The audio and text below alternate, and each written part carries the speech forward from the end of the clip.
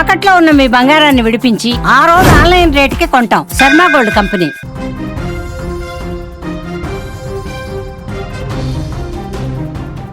అంతర్జాతీయ మార్కెట్లలో ఒక్కసారిగా పెను తుఫాన్ రేగింది. గత కొన్ని రోజులుగా కాస్త శాంతించినట్టు కనిపించిన పసిడి ధరలు ఈ రోజు ఊహించని రీతిలో యూటర్న్ తీసుకున్నాయి.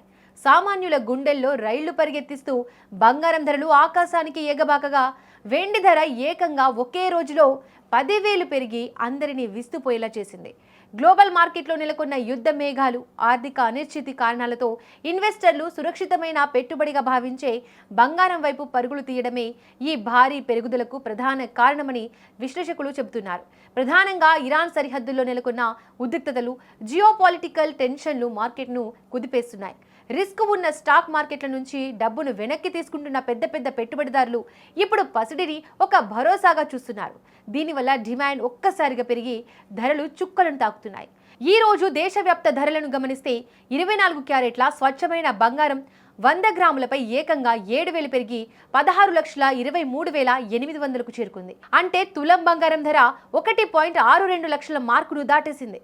మన తెలుగు రాష్ట్రాల విషయానికి వస్తే హైదరాబాద్తో పాటు విజయవాడ, విశాఖపట్నం నగరాల్లో 24 క్యారెట్ల 10 గ్రాముల బంగారం ధర 1,62,380గా నమోదైంది.